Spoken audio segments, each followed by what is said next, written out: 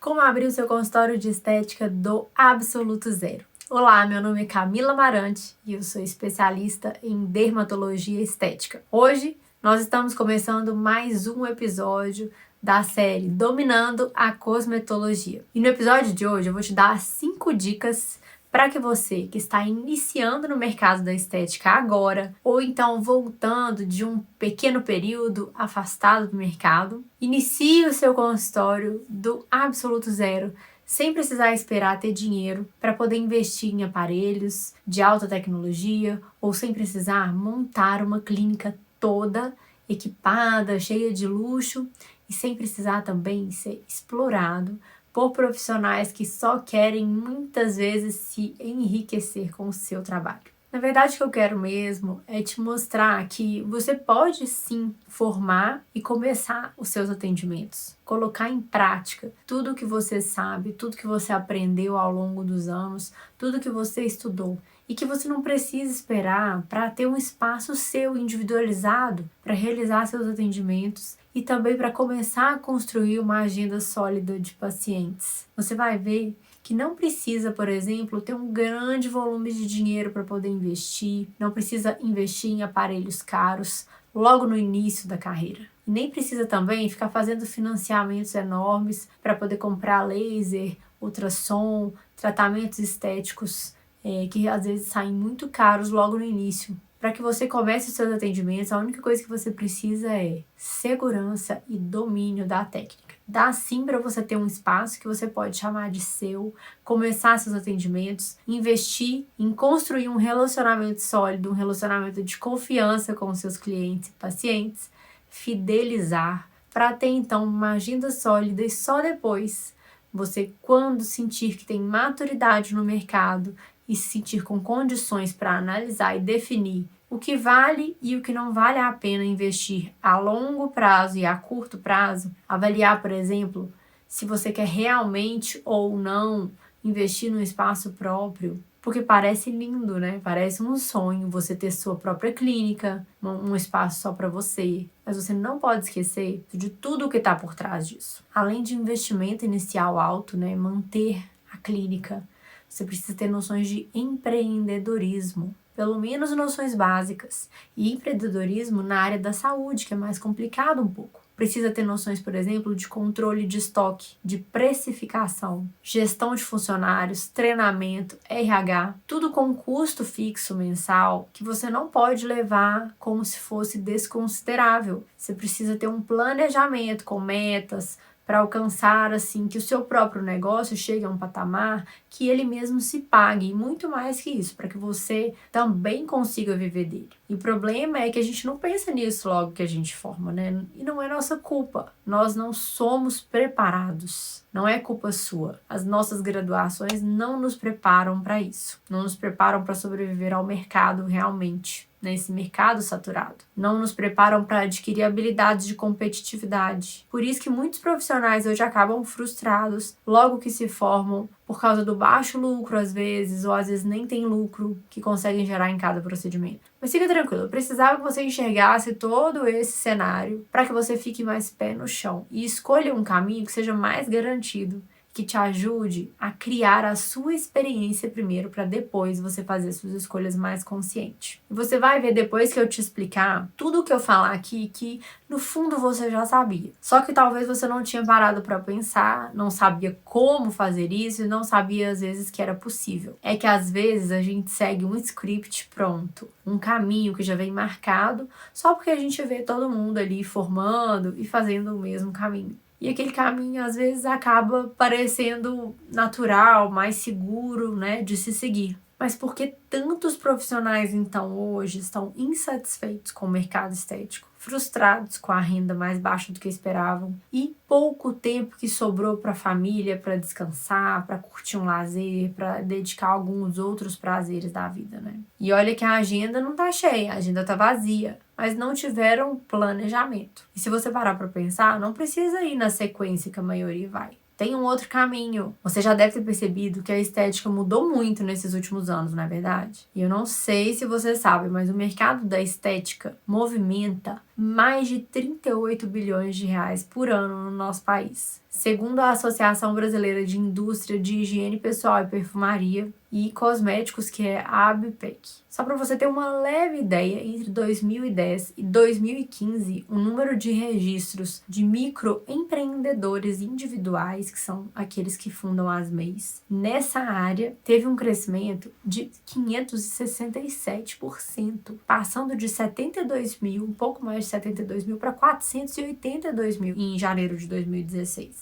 E esses números estão só aumentando, mesmo agora durante a pandemia. Então, com esse crescimento exponencial, aumentou também muito o número de profissionais interessados nessa área. E parece que cada dia está mais difícil sobressair nesse mercado. E se você está começando agora, provavelmente alguém já tentou levemente te desanimar. Alguém já deve ter falado que é uma loucura trabalhar com estética hoje, ou que hoje todo mundo quer fazer isso, que o mercado está saturado, que não vale a pena porque já tem muita gente, que você vai ser só mais um. Mas, gente, que mercado hoje que não tá saturado? Sinceramente, a não ser que você seja, por exemplo, um astronauta da NASA ou algum astronauta aspirante que quer se aplicar para trabalhar na NASA, as outras profissões todas estão saturadas. E eu posso te falar que às vezes pode ser sim que você se torne só mais um. E tá tudo bem, não é todo mundo que nasceu para se destacar e que tem esse objetivo, né? Agora, se você quer de fato sobressair, ser referência no seu trabalho, né, com estética, para poder cobrar um preço mais justo, um valor mais alto que o mercado e mesmo assim ter os pacientes e viver bem do que você ama fazer, depende principalmente dos primeiros passos que você vai dar, os primeiros passos logo depois que você forma.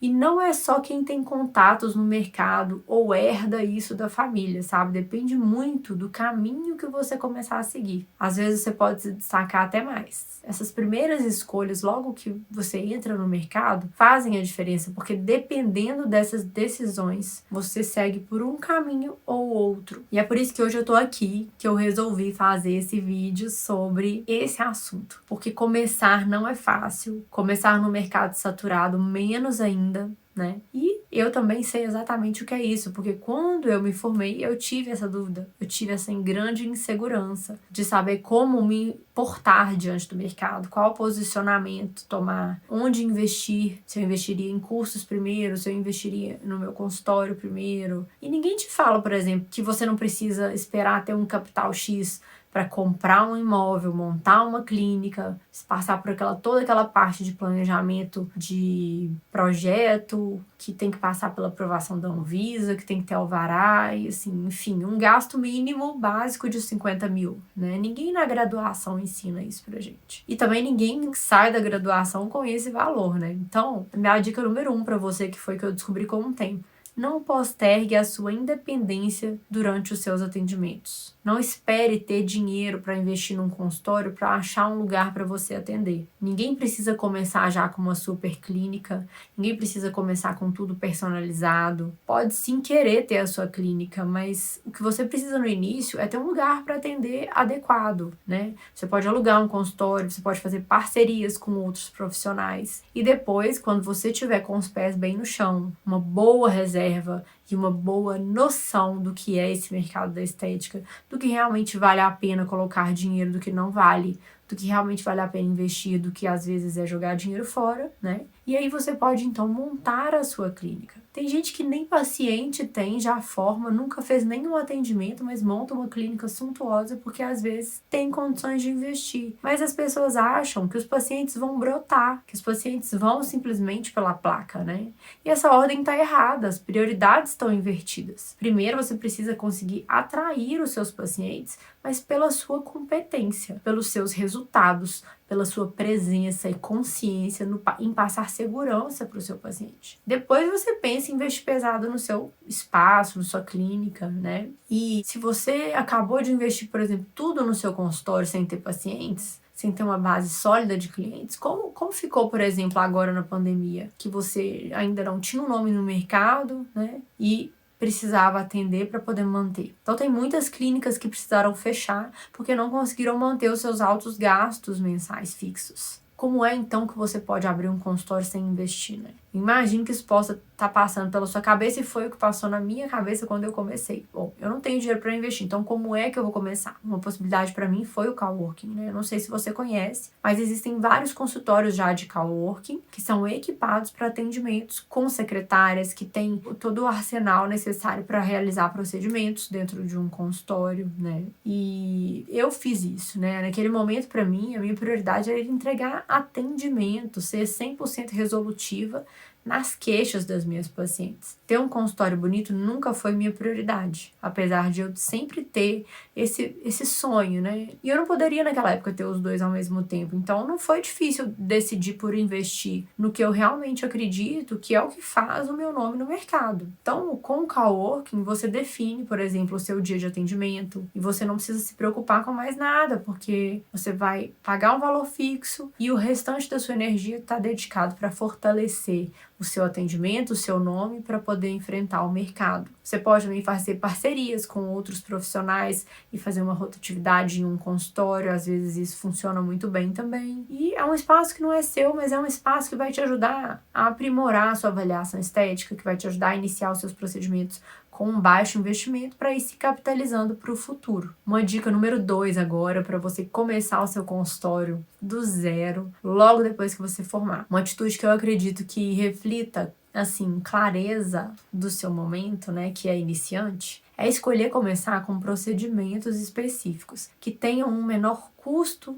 para o consultório, para você, mas que tragam resultados tão bons quanto, ou às vezes até melhores, para os pacientes com baixo risco de complicação. Quais seriam, por exemplo, esses procedimentos? Todos aqueles, por exemplo, que você não precisa de um estoque de produtos, de ativos, ou que você não precisa fazer grandes pedidos, né, em grandes quantidades de insumos e iniciar seus protocolos, por exemplo, sem tratamentos de alta tecnologia a princípio, focar naquilo que você consegue realizar com muito conhecimento, com muito domínio da técnica, né? E protocolos, por exemplo, de peelings, com os resurfacings químicos, microagulhamento, também uma excelente opção, facial, capilar, corporal, limpeza de pele, consultoria de beleza de pele, tratamentos tópicos. Olha só quanta coisa você pode fazer no começo, antes de gastar todo o seu dinheiro ou até o dinheiro que você não tem e antes mesmo de se endividar. Dica número 3. Escolha um público específico para o qual você quer trabalhar. Ah, Camila, mas eu tô começando, eu não tenho nem agenda ainda, como é que eu vou escolher um público? Escolher um público não quer dizer que você vai excluir os outros públicos, né? Quer dizer que você vai demandar mais energia, foco, estudo em um perfil específico de pacientes, com um perfil específico de queixas estéticas e vai poder concentrar também a sua energia em se especializar muito mais em alguns procedimentos específicos. Assim, você vai poder começar, por exemplo, a atrair aquele tipo de paciente que você quer trabalhar a longo prazo, que é importante pensar. Escolha, por exemplo, um problema estético que você mais gosta de resolver. Por exemplo, eu gosto de embelezamento e rejuvenescimento da pele e do rosto. Então, eu me especializei nisso. E esses dois são os meus carros-chefes hoje. Mas eu trato outros problemas como melasma, acne, cicatriz de acne, faço harmonização facial. Mas o meu forte, a minha paixão mesmo, são os procedimentos que embelezam e rejuvenescem a pele e a face. Então, quando você faz isso, eu acredito que fica mais fácil de você se destacar naquilo que você quer, né? E de poder futuramente trabalhar só com o que você mais ama. Aquela história de planejar hoje para colher amanhã. Trabalho não é só trabalho. Trabalho tem que dar prazer. Trabalho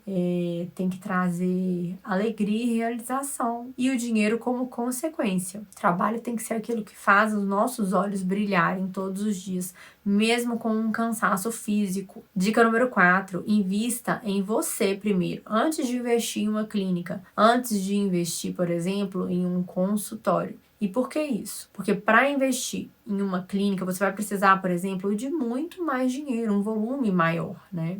Material caro, aparelhos de alta tecnologia, funcionários. Enfim, para investir em você, quando eu falo de investir em você, eu tô falando de fazer um curso profissionalizante, comprar bons livros, não só de estética, mas de outras áreas, como crescimento pessoal, para você sempre ser um profissional de ponta.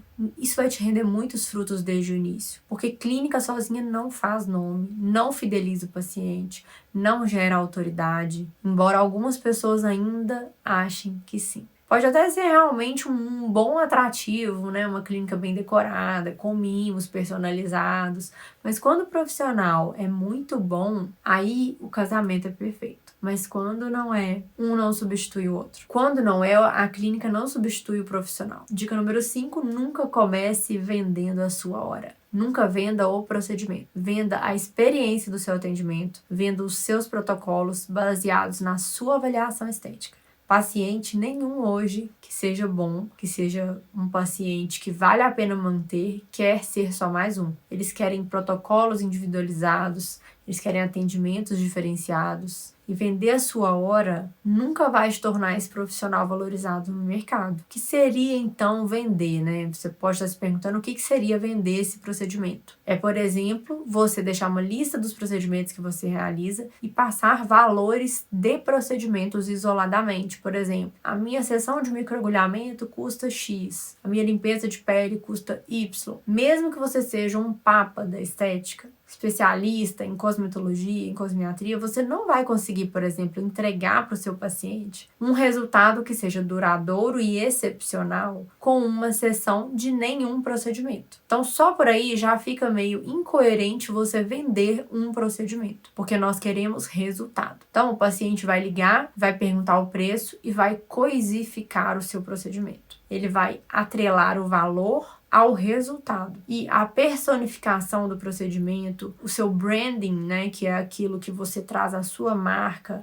traz a sua figura em cada procedimento, não vai existir. E a sensação que vai ficar para as pessoas, né, para o público em geral, para os pacientes em geral, é que se você não realizar, outro profissional vai realizar aquele mesmo procedimento, aquele mesmo valor. Então você gera comparação de valores, né? Só que isso não vai trazer consciência, né, para o seu paciente de que existe um valor muito grande em escolher o profissional que vai realizar o tratamento. E não simplesmente saber que tratamento vai fazer. Tudo bem? Bom, gente, então era isso que eu queria passar para vocês hoje. Eu espero que vocês tenham gostado muito, que tenha sido tão proveitoso e produtivo para vocês quanto foi para mim, e que eu tenha trazido bons ânimos para você que está começando nessa carreira agora. Bom, se você gostou desse vídeo, se eu te ajudei de alguma maneira, ou se você conhece alguém que precisa assistir esse conteúdo, clica aqui, me dá um like e compartilhe esse vídeo com mais pessoas, com pelo menos 2 pessoas que você conheça, que você trabalhe. Ajude a disseminar conteúdos que enriquecem, que engrandecem. E ajuda também o meu canal a crescer, me ajuda a saber quais tipos de conteúdo você mais gosta também, para que eu esteja sempre produzindo mais deles. Um beijo e até a próxima!